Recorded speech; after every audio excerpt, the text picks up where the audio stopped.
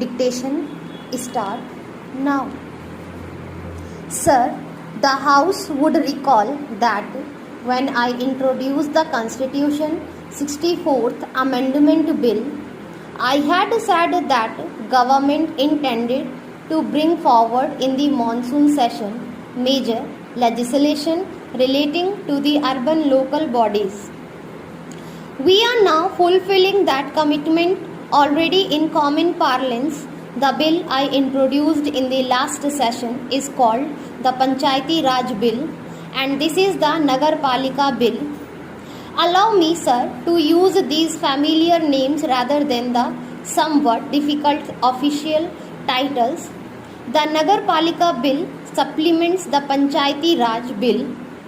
The theme of this bill is the same as that of the other constitutional section for maximum democracy and maximum devolution, even as we see the strengthening of the Panchayati Raj system as the key to eliminating the power brokers from the life of rural India.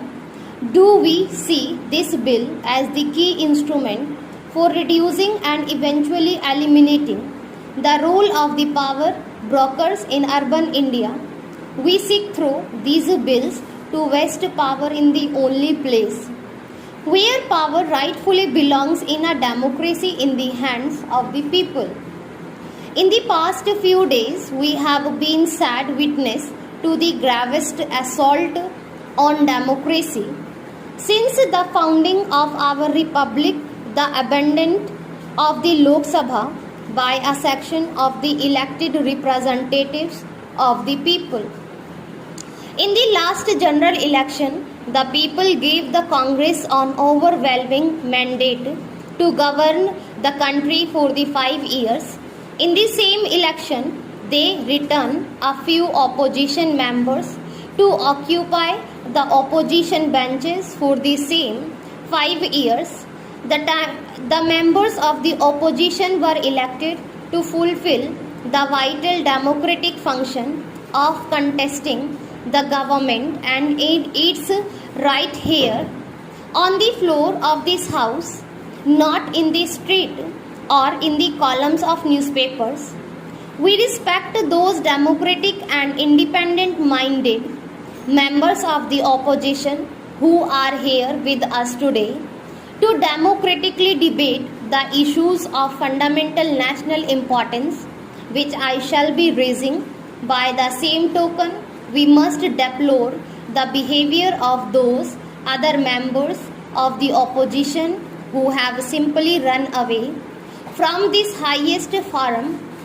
They have abused this noble institution. They have violated their mandate. They have betrayed their constitution. They have eroded democracy itself. Why have they tried to destroy democracy in parliament? I have no doubt that it is primarily because they could not bear to see democracy prosper here. The people will of course consign to the dustbin of history those who have resigned the seats to which they were elected to the present Lok Sabha.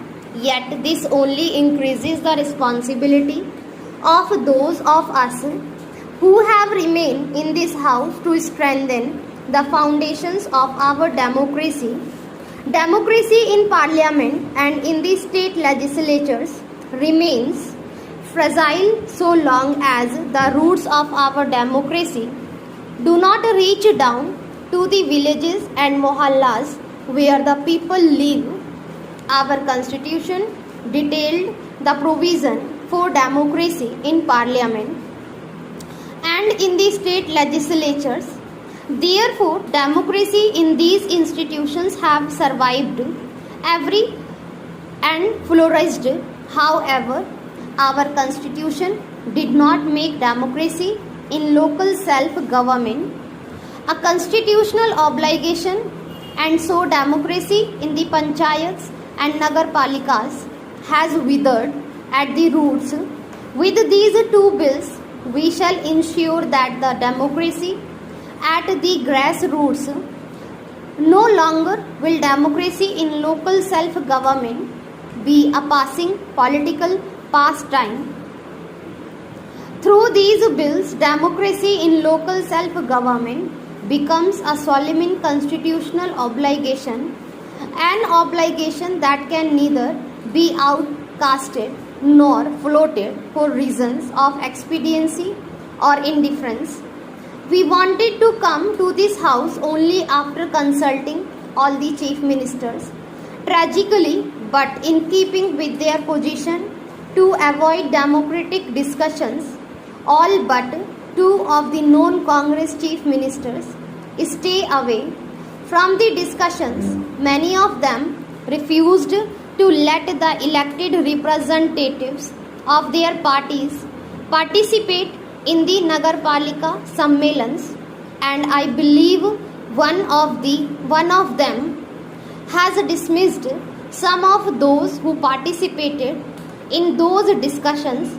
They denied permission to their municipal officers to attend the conference of municipal officers called by the Ministry of Urban Development. We have done our best. We have done all we can to involve them in a nationwide debate.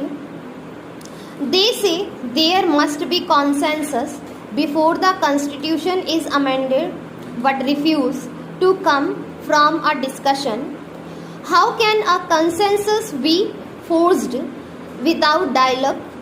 Their non cooperation notwithstanding, we come to Parliament at the end of widest and most intensive series of consultations undertaken in the history of independent India. I have personally interacted with over of 25,000 knowledgeable and experienced persons, most of whom are elected representatives of the people, before coming to this house with the Panchayati Raj and Nagarpalika bills times out of number. We have stressed that is not a center state issue. Why should the constitutional instrument of democracy in the panchayats be a bone of contention between the center and the states? Why should reservations for the scheduled caste and the scheduled tribes and women be a matter of confrontation between the center and the state?